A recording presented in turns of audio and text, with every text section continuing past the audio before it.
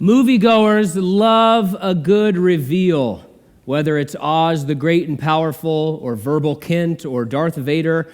We relish when a character's mask comes off and their true identity is brought to light. The Mission Impossible franchise might take the character reveal too literally. In 6 movies, they've had 15 scenes where a character dramatically tears off a mask to show who's underneath.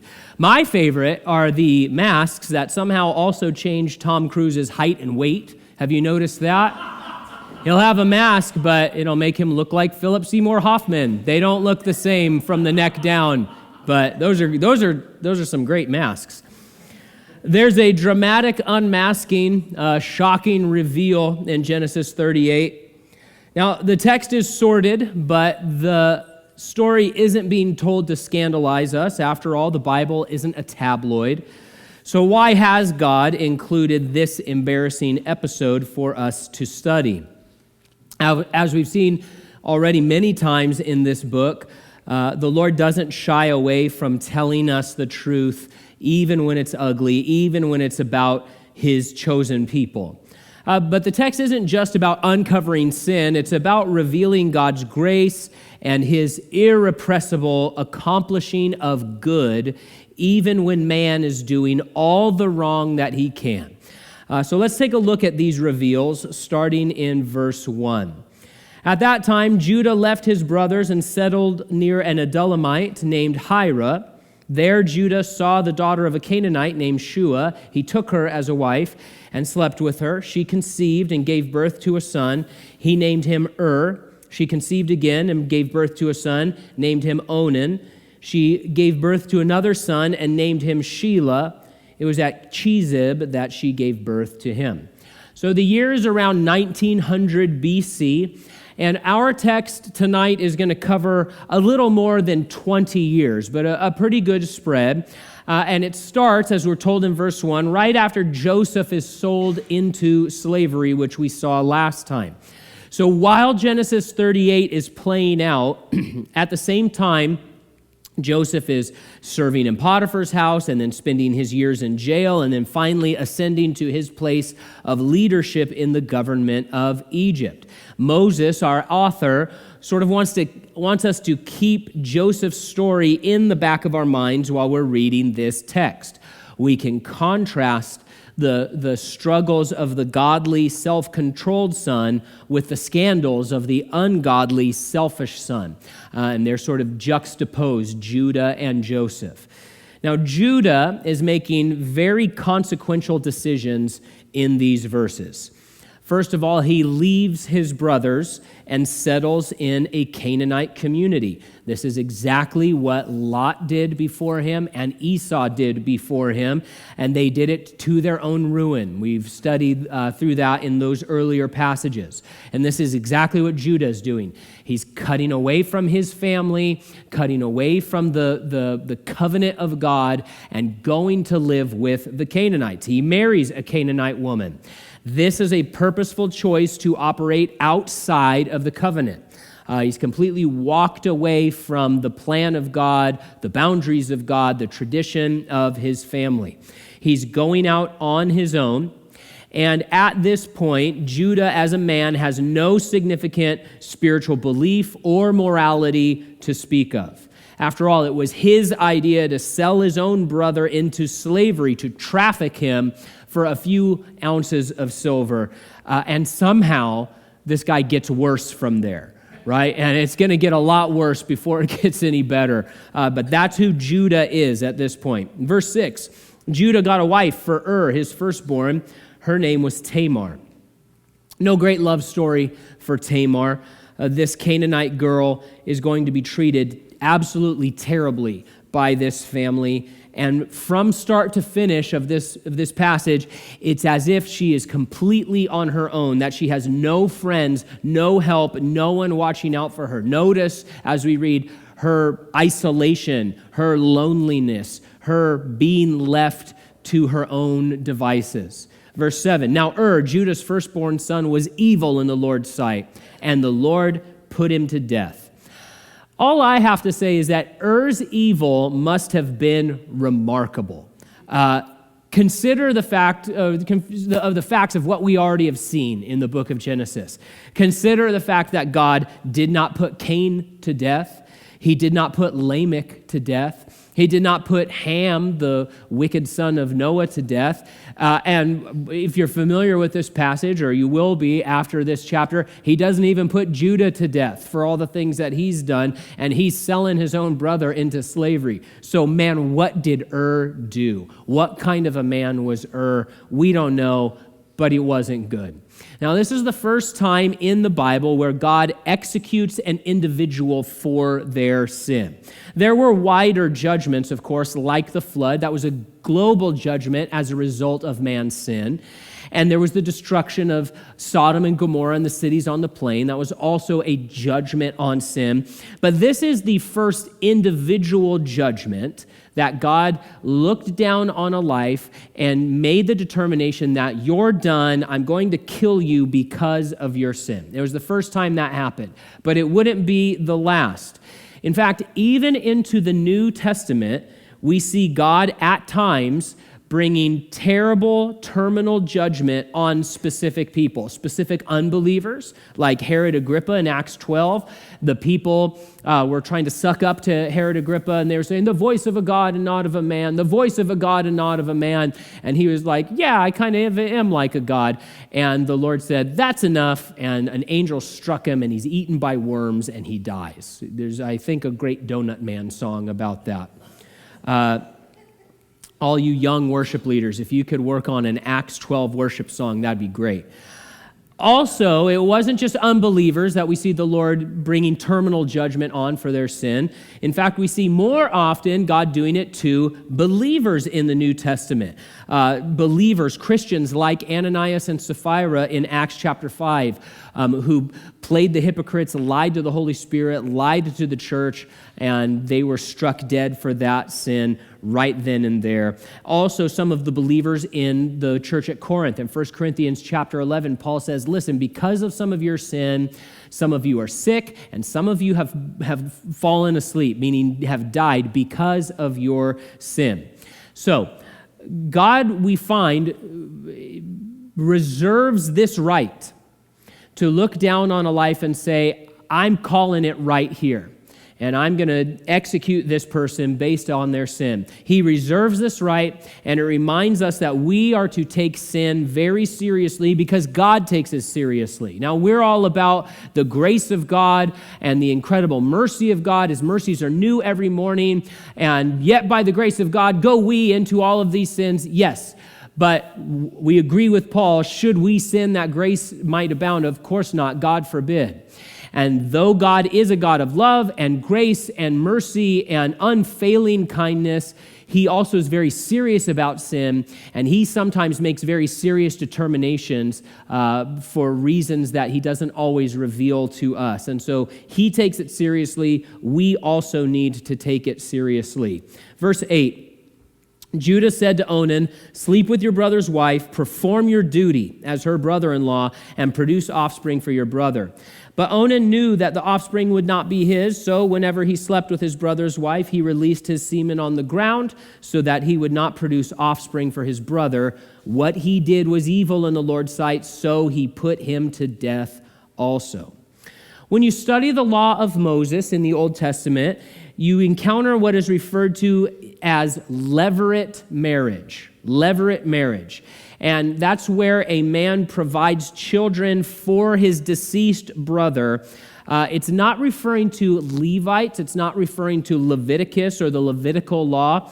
The word levirate comes from the Latin word for brother-in-law. So it's simply a word that means brother-in-law marriage. Now, this custom is super gross to us and super outside of our culture and our boundaries. Let's just get that out of the way.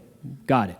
Now, this custom is also most famous in the Hebrew tradition. That's how we know about it from the study of the Old Testament. It was a big deal in Israel during the Old Testament. This was something that was serious and a real consideration that they would operate in. You see a version of it playing out in the book of Ruth very profoundly. It's most famous among the Hebrews, but it was also part of the law for the Assyrians, the Hittites, and other Canaanite cultures. Now, like I said, we are grossed out by this idea. It is way outside what we find normal or acceptable or historical, right? It's way out there for us.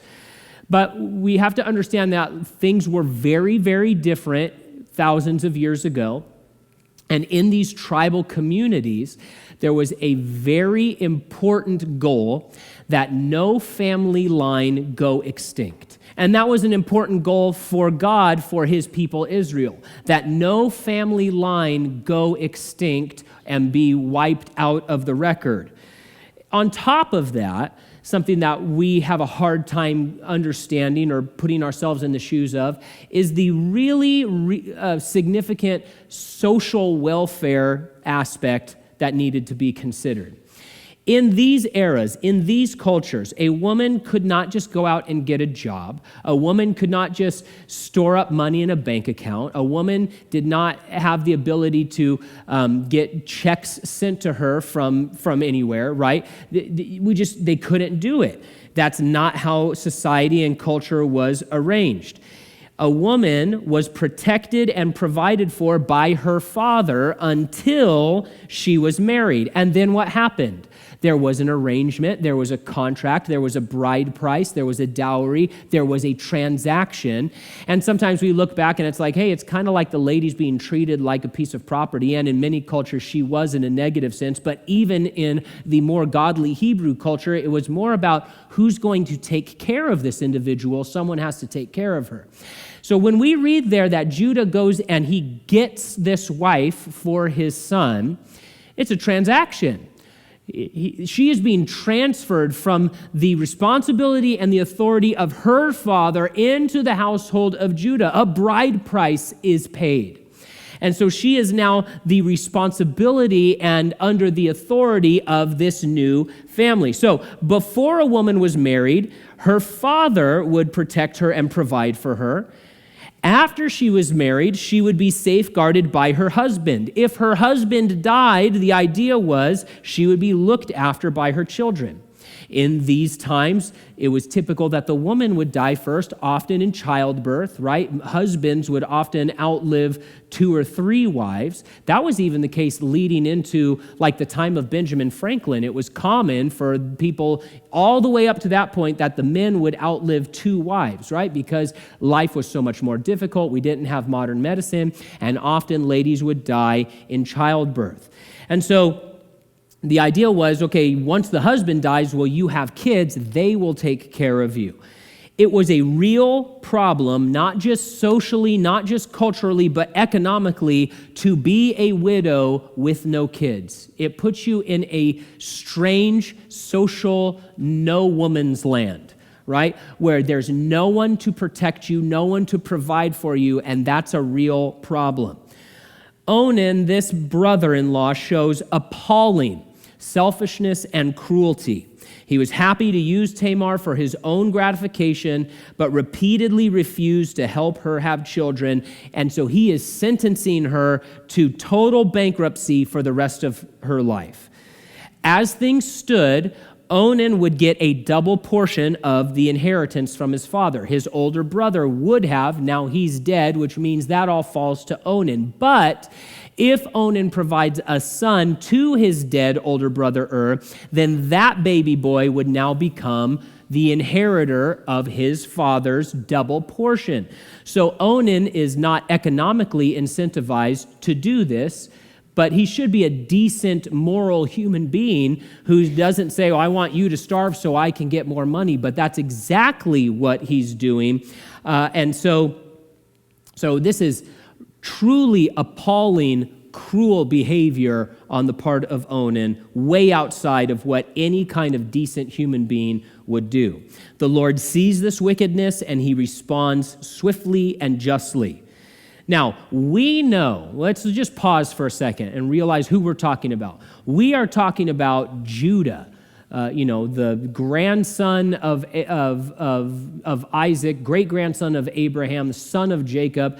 We know that Judah and his people are going to be the major focus of the rest of the Old Testament, right?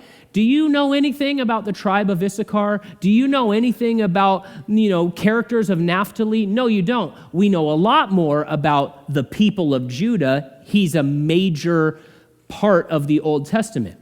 We know great things are going to happen through the line of Judah. We're excited about that. But let's just pause at this point and say, here's what's going on with Judah and his family. Here's who they were.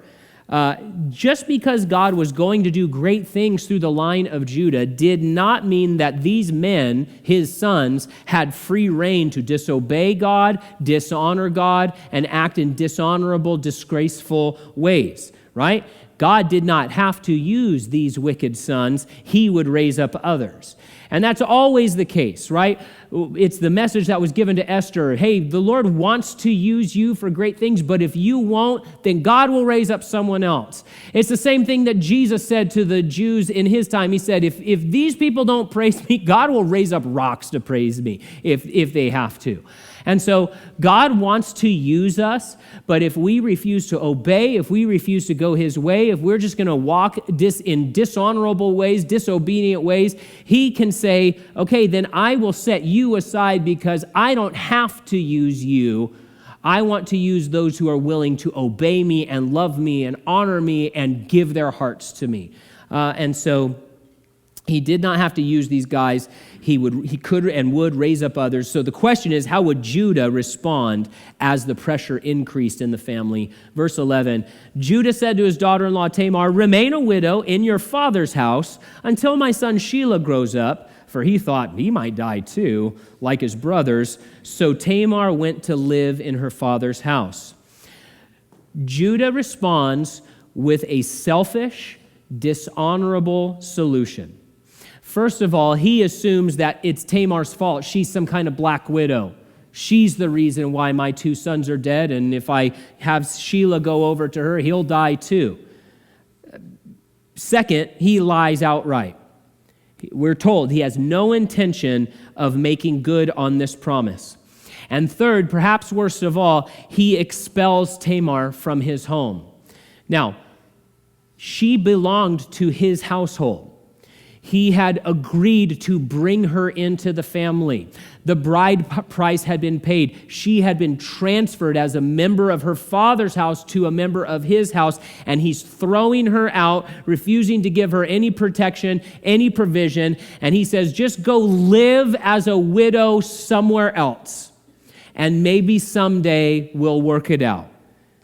She does not belong in her father's house. He's doing a really bad thing here. There's another layer to his disgraceful behavior here.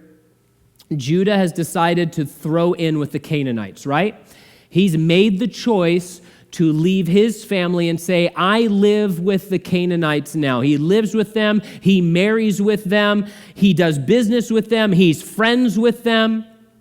It's interesting to discover that in the Hittite and Assyrian laws, levirate customs and levirate laws extended not just to the brothers-in-law, but to the father-in-law as well. Meaning that in the culture he had willfully assimilated into, it was now legally his duty to bear a child with Tamar. Now, obviously, we in the 21st century as New Testament Christians, we come at this from a very different perspective. But according to the choices that Judah has made, the life that he's carved out for himself, it was his responsibility legally and culturally and morally to either provide his son to give an heir to Tamar or for himself to give a son to Tamar. There was no law of Moses yet. They're not under the Mosaic law. He had said to his son, do your duty, right? Do your duty. You better do this. But now he is not only unwilling to do his duty under the Canaanite system that he wants to be a part of, he won't even offer his third son to do what he should do. He won't even offer her provision and protection as the father-in-law who should be looking out for her. Verse 12 says, after a long time, Judah's wife, the daughter of Shua, died. When Judah had finished mourning, he and his friend Hira, the Adullamite, went up to Timnah to his sheep shearers. We live in such a different day and age, it's hard for us to understand the plight Tamar was facing. She has no future. She has no hope. She's left in bankrupt isolation as a widow forever. Meanwhile, Judah, a man of wealth, a man of freedom, a man of position, a man of authority, he gets to mourn for a little while, right? But then he gets to just be done with mourning. She's just living as a widow forever, right, as far as he's concerned, with no hope, no way out, no end in sight to the black tunnel that she's in, while he's like, well, I mourned for a while, and now I'm back to my regular life, and I get to go to Timnah to sheep shearing. And that wasn't just actual shearing of the sheep. It was a time of partying and celebration. It was like a big deal. He'd be going there to make money and carry on his life and carouse around, and that's exactly what he's going to do. So we need to see this incredible contrast between the plight of Tamar and just the sort of arrogant selfishness of Judah. Verse 13, Tamar was told, your father-in-law is going up to Timnah to shear his sheep. So she took off her widow's clothes, veiled her face, covered herself, and sat at the entrance to Enaim, which is on the way to Timnah. For she saw that, though Shelah had grown up, she had not been given to him as a wife. When Judah saw her, he thought she was a prostitute, for she had covered her face. So there's a lot of commentary debate over this mask, this veil that she wore.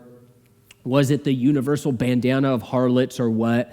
There's just a lot of weird archaeological discussion about it. But the point is not about, the point is that Judah didn't recognize Tamar. He didn't know it was her. The fact that she was hanging out by the road where she was the greater signal that she was a person in search of a John than anything else. Now, Tamar is making a very specific, very calculated decision here. We don't know a lot about her, but we do know that she had spent years waiting for the right thing to happen. She didn't return to her Canaanite people to find a husband. She was like Ruth in that sense. She seemed to believe that she belonged in this family and that it was her right to have a son, and that right was being wrongly denied her by her father-in-law. It is also interesting to note this piece of historical trivia. In this era, the veil was the garment of a betrothed woman. Think about Rebekah, right? When she showed up and she saw Isaac in the distance, she said to the servant, "Who is that?" He said, "That is my master who you're betrothed to." She immediately puts the veil on, signaling that I'm the one you're betrothed to. So, in fact, scholars point out that there was an ancient Assyrian law, not at the exact time, but there was an ancient Assyrian law that forbid any unmarried woman from wearing a veil. And so that may or may not have been in effect. It's just interesting. Either way, her disguise here should have signaled to Judah that she was a betrothed woman, betrothed to another man, and he had no business hitting on her, trying to pick her up. Isn't it sad that Tamar could absolutely count on Judah visiting a harlot? As soon as she heard he was going to Timnah, it's like 20 miles away, far enough for her to spring this trap on him and make it work. What was the first thing she thought? She thought, oh, I know what he'll do. He'll visit a prostitute. Why don't I just make myself look like a prostitute and solve the problem that I'm in? The question is asked, why didn't she set the trap for Shelah? We're left to speculate. We don't know. The simple answer may simply be that she knew Judah would take the bait, and maybe Shelah wouldn't. Verse 16, he went over to her and said, "Come, let me sleep with you." For he did not know that she was his daughter-in-law. She said, "What will you give me for sleeping with me?" "I'll send you a young goat from my flock," he replied. She said, "Only if you leave something with me until you send it." "What should I give you?" he asked. She answered, "Your signet ring, your cord, and the staff in your hand." He gave them to her, and he slept with her, and she became pregnant by him. She got up and left and removed her veil and put her widow's clothes back on. So Judah immediately solicits her in a coarse and vulgar way, according to Hebrew scholars. His offer of a youngling from his flock is ironic. She needed a kid, but not of the goat variety. Not only did Tamar assume that he would take the bait, she also assumed he would lie about it later. And so she got this collateral from him. She knew she would need it. She asked for these items. The signet ring was probably a little cylinder that was carved in a particular way that they would use to press into clay or to put into like agreements, official contracts, like a personal notary. The staff that he carried was also usually personalized. He should not be giving these things up. One scholar noted that this was like giving up your driver's license and credit cards. So not good things to be giving up. But Judah has nothing but self on the mind. He's unwilling to wait for his sin, even when he's in the place where all his flocks are. Remember that. Why did he go to this place? Because that's where my flocks are, and I have to shear my sheep. What does he say he'll give her? I'll give you a little young one from my flock. It would not have taken much time at all, I don't think, for him to procure one of those little goats and bring it back here. But he was unwilling to wait. His sinful heart was rushing him toward ruin, because that's what sin does. It leads us into the trap. It leads us into the pit. It leads us into ruin. That's what the enemy wants to do. That's what our sinful flesh wants to do. Ruin us, destroy us, bring us down. Verse 20 says, when Judah sent the young goat by his friend, the Adullamite, in order to get back the items he had left with the woman, he could not find her.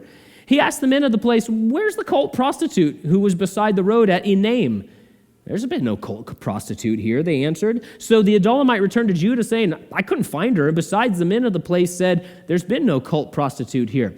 So Judah replied, well, let her keep the items for herself. Otherwise, we'll become a laughingstock. After all, I did send this young goat, but you couldn't find her.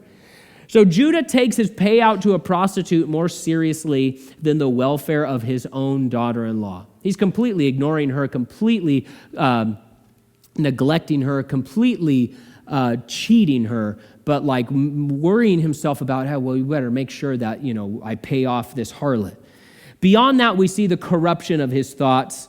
Oh man, what will the lads think? I don't want them to laugh at me. What about what the Lord thinks, man? God was actively judging this family, and Judah was blind to it, right?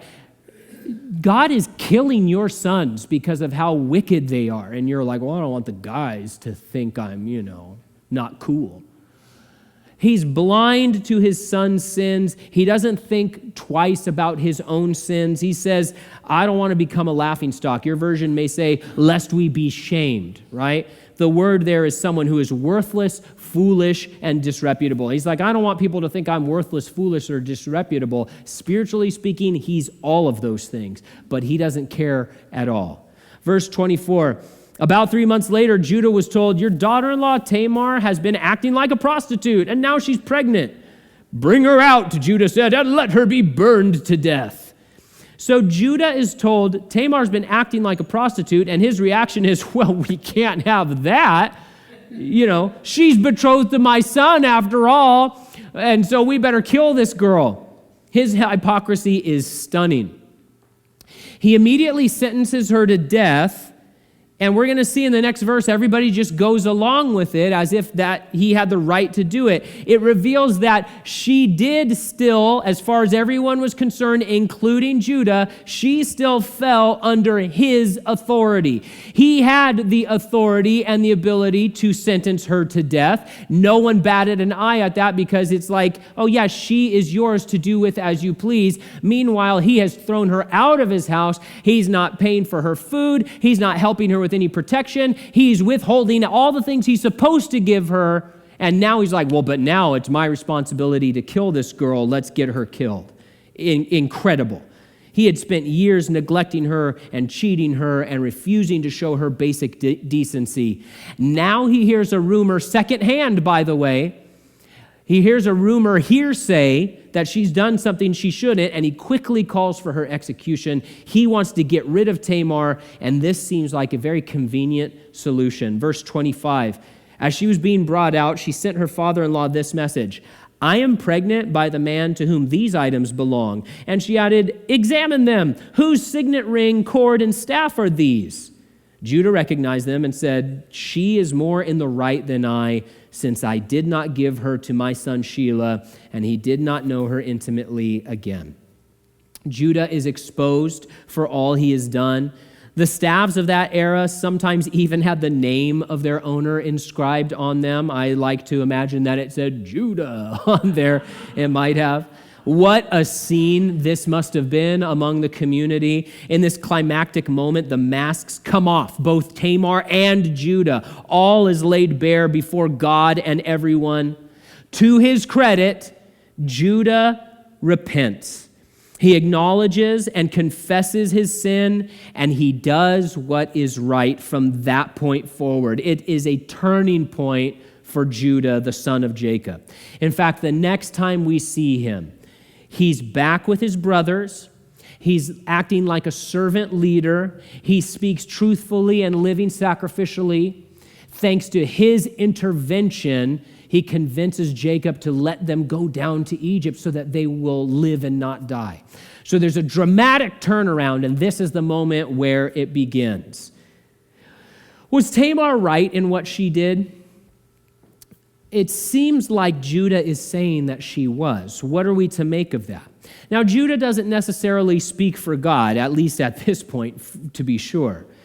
But it is interesting, looking forward through the Old Testament, we see that God did bless Tamar's efforts here. Through this pregnancy, not only does she become pregnant, but she becomes pregnant with twins. And through this pregnancy comes David and Christ Jesus himself. She's name-checked in the genealogies of Matthew. In the book of Ruth, Tamar is praised. The people who are so excited for Ruth and the fact that she's in this levirate marriage situation, that at least that one's based upon love and redemption and all of that, unlike Tamar. But in that scene, this is what the people say to Ruth: may your house become like the house of Perez, the son of Tamar, who she bore to Judah. Really? That's like the best congratulations you can give her? Listen, it's a tough ethical dilemma when we look at like all the Bible comments about this situation. Obviously, the whole thing is very icky to us because we live in a very different time, a very different culture, and more importantly, we have a lot more revelation from God, particularly when it comes to personal conduct. None of these people had the Bible. None of them had the law of Moses. None of them had the revelation of Jesus Christ, the Sermon on the Mount. None of them had any of this, right? They were operating with a way less material than we were. So it's a very strange situation. And so, end of the day, was she right? We shouldn't do what she did, right? But that doesn't mean that she was doing something purely evil. She's not doing what Lot's daughters did. Lot's daughters were being weird and ignorant and said, well, there's no men left in the entire world. That's not true. That's stupid. You're dumb. You were just in a town, not Sodom. They went to that other smaller town. They lived there among people for a while. Then Lot got freaked out and said, we live in a cave now. And they said, well, I guess everybody. So they're doing this whole weird, perverse, strange thing. That's not what Tamar's doing here. Now, Tamar could have found herself a Canaanite husband, and Judah would have been fine with that.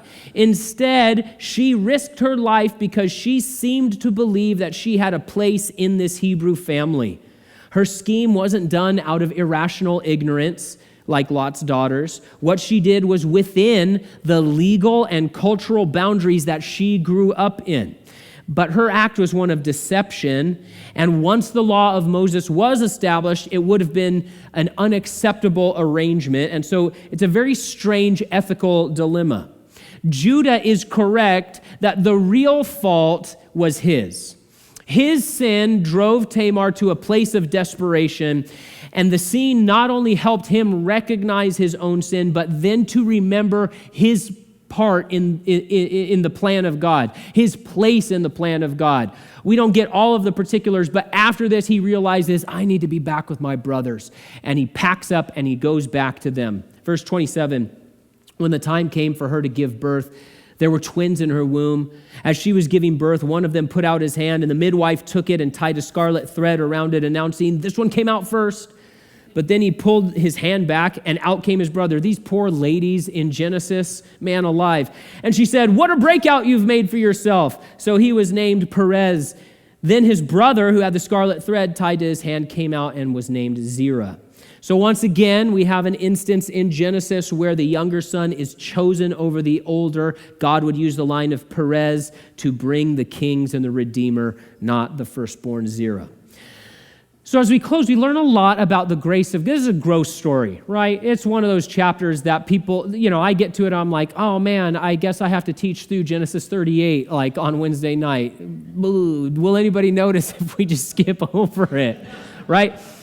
But the truth is, when we think about it, we learn a lot about the grace of God in this uncomfortable story. Let's think about it. First, it shows us that God is not afraid or unaware of our sin. Those are two very important things to consider. We live in a culture where people are constantly being canceled and then abandoned by all of their friends and all of their community because something comes to light that they did like 15 years ago, right? That they become blacklisted, nobody talks to them, they lose all their jobs, all that kind of stuff. God doesn't do that when your sin is discovered. He still loves you. He's not afraid to associate with you, thank goodness. Judah and his tribe would become the major players in the rest of the Old Testament. But God doesn't paper over his sin either. It's on display in all its shocking awfulness. Of course, God is not cavalier about that sin. The story is about the Lord exposing sin and bringing Judah to repentance and turning him back from the destruction of his sin. But the Lord's love for Judah and for us is constant, even though we are wretched sinners who do not deserve his love. God is not afraid to associate with you. He comes down from heaven to earth to save us, even though we are dead in trespasses and sins. In addition to that love, Judah's story shows us how God can redeem and transform really, really wicked people. What a good story this is. Judah was a despicable person in chapters 37 and 38. One of the worst characters in the book of Genesis. He's a human trafficker. He's visiting prostitutes. He's cheating his own family. He's a liar. He's all of these different things. He's condemning a woman to be burned alive until she dies without even asking if the story about her was true. That's who he is. And by chapter 44, he's a hero. He's saving lives. He's been transformed. And there's a lovely moment of sort of poetic restoration in chapter 49. You see, in this section, by his sin, Judah had lost his staff, right? It's this personal thing, this staff. It's like a scepter. It's taken away from him. He lost it because of his sin. And in chapter 49, as Jacob is giving the heavenly blessing to his sons, God gives the staff back to Judah. And he says, the scepter, the staff is never going to depart from your family forever. God's restoration of our lives is everlasting, and he attends to even the smallest details. We're also reminded of how God helps the helpless. Tamar, she reminds us of Hagar, right? That's why they rhyme. Not really, but Tamar finds herself in this desperate situation, no way out, no hope. As you read the text, where are her friends? Where are her family? Where's anyone who will help her, who will stand up for her, who will be with her? No one will help her. No one will watch over her. She's treated so badly. No one's trying to shield her, but God was there. He was the one treating her kindly, treating her generously, looking out for her future. She was robbed of sons twice, once from once from Onan, and so he gave her twins, right? She had nothing to do with his family of faith, but he brought her in to be a part of it anyway. God's grace for Tamar, this outsider Canaanite, reminds us of how he has grafted us into his family. Tamar had been bought by the father for the son, and therefore she had the right to bear a child in this family. God agreed with all of that. And it reminds us in a devotional way how by God's grace he has blood bought us, brought us into his family, and it says he has given those who believe the right to become children of God. And unlike Judah, God our Father will not withhold any provision or protection from us. He has brought us in. He has made us his own. His grace is unfailing and unstoppable and unmatched. Even when the worst is happening on the earth, God's best is being accomplished by his power and his love and his grace for you and for me and for the rest of this world.